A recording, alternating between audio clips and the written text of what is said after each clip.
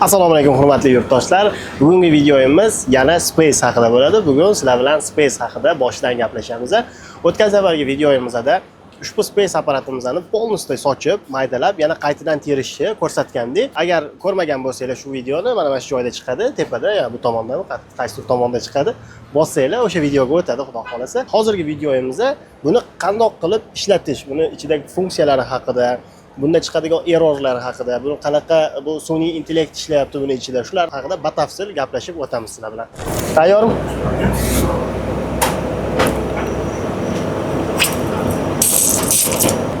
Quyishni evlolmadim-ku, lekin jiyan maza qildilar. 3000 ga 5000 ga morojniy olib ketyaptilar.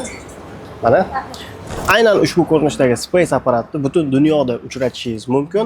O'zbekistonda yagona, hozircha yagona bo'lib turgan modeli shu Space modelidan va boshqa modellardan ham yaqinda olib kirishga mo'ljal qilyapmiz, kirib keladi.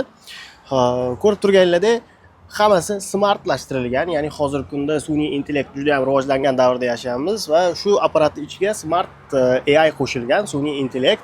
Bu o'zini o'zi himoya qilish vazifalari juda ham ko'p. 8 dan oshiqroq error qaytaradi. Bu error degani apparat nosoz bo'lsa ishlamasdan o'zini o'zi qulplab oladida, "Mana errorni oldin bartaraf qil, keyin ishlayman" deb turib oladigan funksiyalar bor. Aynan shu funksiyalarni juda ham ko'plab mijozlarimiz yaxshi tushunishmaganligi uchun biz video qilishga qaror qildik. Aynan qaysi error nima vazifani bajaradi va o'sha error chiqqanda nima qilish kerakligini birma-bir batafsil tushuntirib o'tamiz. Ushbu apparatni yangi sotib olganingizda yonida barcha apparatlarning yonida mana shu tablitsa bor. Bu tablitsa error kodlar. Error kodlar nima vazifani bajaradi? Error kod chiqazganda yonida yechimi bilan hammasi joyida turibdi. Hozir error 2 dan error 10 gacha bor ekan. Error 4, error 6, error 7 bo'lib o'tib ketgan. Error haqida qisqacha ma'lumot berib o'taman. Error haqida ITchi akalarimiz juda ham yaxshi tushunishadi. IT sohasida, kompyuter sohasida yurgan akalarimiz, masalan, telefonda yoki kompyuterda error, xatolik chiqsa, o'sha xatolikni bartaraf qilmaguningizcha kompyuteringiz qizil bo'lib turaveradi. Xuddi shu narsa endi Space Frazerlarda ham uchratasiz. Ya'ni qanaqadir xatolik, kamchilik bo'lsa, avtomatik o'zini o'zi quluplaydi, zashita qiladi, kompressor o'chadi, zarar tegmaydigan qilib va ekranda xatolik chiqib turadi. O'sha xatolikni bartaraf qilganingizdan keyin esa u xatolik o'chadi. Misol uchun, error 02 bilan error 04 haqida gaplashadigan bo'lsak, ikkalasi ham bir xil vazifani bajaradi. Tok naprejeniyasi kuchayib ketgan yoki bo'lmasam pasayib ketganligini bildiradi. Agar sizda error 02 yoki bo'lmasam error 04 chiqsa, u ushbu muammoni bartaraf qilish uchun mana shu tepaga qaragan va pastga qaragan strelkasini ikkalasini tengdaniga bosib turasiz. 3 sekund bosib turganingizdan keyin shunaqa funksiya chiqib keladi va 4-inchisiga tushar ekansiz. Volt parametrga kirib, nastroykani bossangiz kiradi. O'zbekiston sharoitida o'rtacha nastroyka shunaqa: eng pasti 195 ga, eng baland напряжение 243 ga. Hozir bu do'konda напряжение o'rtacha shunaqa ekan. Endi sizda напряжение juda ham past bo'lishi mumkin. Eng pasti tavsiya qilinadi 165 yoki bo'lmasam 175 напряжениеda turish kerak, eng past. Eng balandi esa 255-260 напряжениеda turish kerak. Undan u yog'iga ushbu apparat ham dosh bera olmasligi mumkin, portlab ketishi ham mumkin. Shuning uchun o'rta me'yorda o'sha ikkalasini o'rtasiga olib qo'yasiz. 0204 problema, ya'ni o'sha error bilan hozir yaxshilab tanishdik va bu errorni bartaraf qilishni hozir o'rgandik sizlar bilan. To'ys yaqinroq olib kelasiz. Mana shu strelkani bossangiz pastga tushadi, tepaga chiqadi. Mana pastga tushasiz. Buni ko'tarmoqchi bo'lsangiz, tushirmoqchi bo'lsangiz pastga, ko'tarmoqchi bo'lsangiz tevaga bosasiz. Mana ko'tarilaveradi. Hozir men o'zini nastroykasiga qo'yib qo'ydim. Tekkanim yo'q. Xuddi shunda ham 160 ga tushirib qo'ymoqchi bo'lsangiz bosib qo'yasiz, bo'ldi tushadi. Ko'tarmoqchi bo'lsangiz ko'tarib qo'yaverasiz. Shu o'zingizni do'koningizni naprejeniyasiga qarab ish qilaverasiz. Qaytib ketish uchun mana bu return tugmasini bosasiz. Return degani ya'ni qaytish degani. Qaytarasiz. Inglizcha ekan bu muammo, bu juda ham muammo emas, unaqa katta muammo emas. Qo'lingizda telefoningiz bor. Google переводчиga shunday kirib rasmga olsangiz, hammasini o'zbekchaga zo'r tarjima qilib beryapti. Men ham shu Google переводчиdan foydalanib sizlarga hozir video qilyapman. Ko'rib turganinglardek, men ham hozir Google переводчиdan foydalanyapman. Google переводчиga kirib, mana boshdan ko'rsatib qo'yay, qayerdan kirilishini. Google переводчиga kirganingizda mana bu yerda kamera yozuvi chiqadi. Kameraga kirasiz va shunday o'zini rasmga olasiz. Rasmga olganingizdan keyin hammasini o'zbek tilida tarjima qilib ko'rsatib bergan. Hozir 0204 bilan biz hozir polностью razobrat qildik, ya'ni muammoni yechdik. Endi 6-muammoga keldik. 6-muammoda tutqich to'liq orqaga surilmagan deyapti. Ya'ni mana shu mordasini ichidagi vali oxirigacha surilmasdan, mana bu morda sal zazor bo'lib qolsa, orada rasstayani qoladigan bo'lsa, ham ishlamaydi. O'zi ishlamasdan turaveradi. Ya'ni smesni shunday tortib olib, bu yoqdan varalatib smesi oqib ketmaydi-yu. To'xta deydi. Morda oxirigacha qotmagan, ya'ni mana shuni oxirigacha qotir, yaxshi qotmagan. Qara deydi. Ogohlantiradi va siz qaraysiz, ha bu qotmabdi-yu deb turib boshdan inson faktori har xil holat bo'lishi mumkin. Endi bilib bilmasdan noto'g'ri qotirib qo'ygan bo'lsa, oxirigacha surilmagan bo'lishi ham mumkin. Endi hamma ham xato qiladi. Shunaqa holatda xatoingizni bu tuzatadi-da, xatoingizni orqasidan keyingi xato kelib chiqishi, ya'ni smes ichidan oqib tushib, bu yerda oqib ketib bir paqir smesni musorga tashlab yuborishi oldini oladi bir narsa. Ana shu narsasi ham zo'r. Keyingi xatolik, ya'ni error 7. Error 7 bo'ladi. 7 ni aytayaptiki, tezlik sensor signali deyapti. Mashina muzlab qoldi yoki bo'lmasam noto'g'ri xom ashyo nisbati yoki bo'lmasam havo trubkasi to'g'ri o'rnatilmagan. Havo trubkasi bu ichkarida bo'ladi. Havo trubkasi bu yoqdan kelib ko'rsataylik. Mana ichini qaraydigan bo'lsangiz, mana shu trubkalar qanaqadir nosozlik bo'ladi. Mana shularni noto'g'ri ulangan bo'lsa ham yaxshi ishlamaydi. Chunki hammasini to'shni joyiga qo'yish kerak. Joyiga qo'yilmagan bo'lsa ham отказ beradi, error beradi. Mahsulot juda tez tortmoqda. Shunga o'xshagan variantlarni beradi. Qaysidir ichida nimadir funksiyasida nimadir xatolik qilgan bo'lasiz. Error 7 ni ichida juda ham ko'p xatoliklar bo'lishi mumkin. Mashinani o'chiring va 30 daqiqadan so'ng bir marotaba muzqaymoq eritish mashinasini yana boshqatdan yuriting deyapti. Muzqaymoq eritib, boshdan yana yurg'izing deyapti. Ya'ni ichida muzqaymoq muzlab qolgan bo'lishi mumkin. Shunga o'xshagan errorlarni aytadi.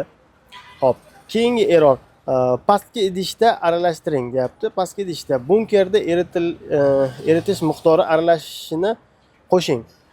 Bunker, ya'ni smes juda ham ozayib ketsa, smes ozayib ketgan bo'lsa ham siz varalat bu yoqda quyayotgan bo'lsangiz, bu yoqda smes quymayotgan bo'lsangiz ham error beradi. Voy, error beryapti. Quy ichida qolmayapti, ya'ni quruqqa ishlayapti deb ko'rsatib turadi. Xo'p, keyingi error bo'lsa, error 8.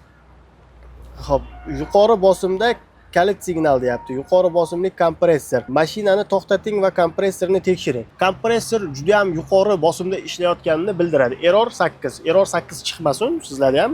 Umuman hali error 8 ga biz duch kelmadik. Shuncha paytdan beri ishlab, lekin shuni ham oldini olib, zavod shu narsani yopishtirib, o'zi tayyor shablonlar bilan qo'yib qo'ygan. Bu yerda ozgina xolos.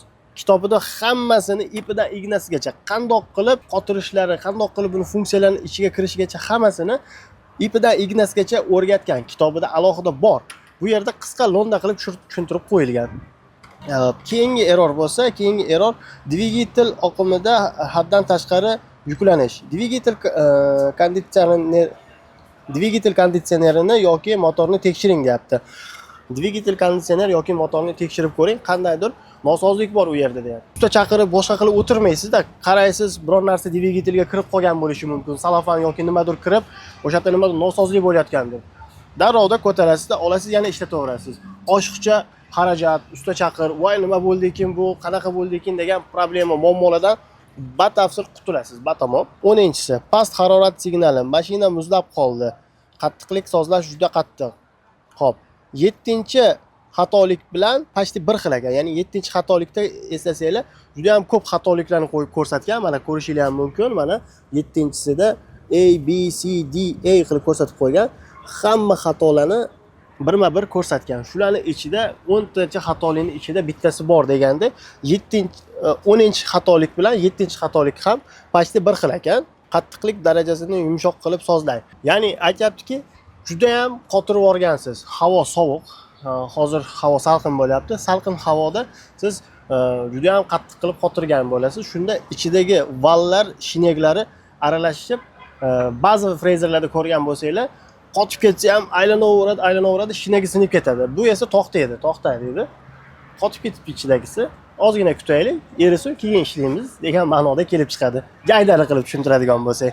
Do'stlar, ko'rib turganingizdek, bugungi zamonda eng rivojlangan sohalardan biri bu sun'iy intellekt, smart AI shunaqangi darajada rivojlanib ketdiki, hozir hammaning telefonida ChatGPT bor, hammaning telefonida deyarli sun'iy intellekt generationlar, ya'ni o'sha rasm generatsiya qiladigan hamma narsa bor. Shuningdek, bizning frezerimizda ham sun'iy intellekt bor, do'stlar.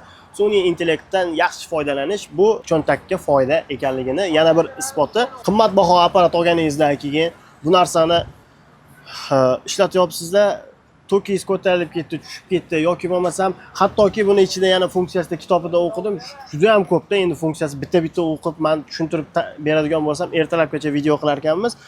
Sim nosoz bo'lsa, ya'ni u yoqdan kelayotgan sim, transformatordan olib kelayotgan simingiz parash, ya'ni kichkina sim bo'ladigan bo'lsa ham bu ishlamaydi. Error ko'rsatib turadi. Simingizni to'g'rilang deydi. Sim kichkina, bir-biriga to'g'ri kelmaydi.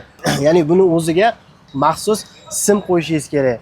Maxsus sim deganda bu qimmat, bu ya'ni buni ham boshqacha sim olar ekanman demay, ya'ni o'rtacha shu frezerlarga mos, qimmat, sal qimmatroq turadigan simni olib qo'yasiz. Arzon erib ketadigan simlarni qo'ysangiz, ya'ni ingichka sim qo'ysangiz ham ishlamaydi. $4200 atrofiga siz frezer olib ishlatib yurg'izyapsiz, biznes qilyapsiz-da, bitta arzimagan 200 ming 300 ming turadigan simmi deb sizni frezeringiz qo'yib qolsa yoki bo'lmasam nimadir bo'lsa, hech kimga yoqmaydi, hech kimga tatimaydi. Shuning uchun ham do'stlar, sizlarga tavsiyam, space apparatini oladigan bo'lsanglar, pulinglar cho'ntagingizga qoladi. Pulinglar 100% cho'ntagingizga qoladi. Nimaga? Chunki bu o'zini o'zi 100% oqlaydi. Pulinglar cho'ntagingizda qoladi deganim, pulinglar o'zingizlar bilan ketadi akalar. Ushbu apparatni juda ham ko'p marta reklama qilyapmiz. O'sha qarindoshlarim meni ko'rib, "Sen reklama qilayotgan apparatingni ko'rib, meni ham olgim kelyapti, men ham marojniy bizneschi bo'lgim kelyapti" deb ko'p gapirishyapti.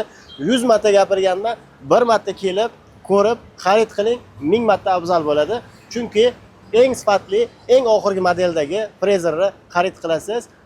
Marojniy biznesingizni ikkinchi bosqichga olib chiqish uchun shu apparatdan foydalanishingizni taklif qilamiz. Buyuk karavanda doim sifatli mahsulot sotilgan. Buyuk karavan sifat bizdan boshlanadi.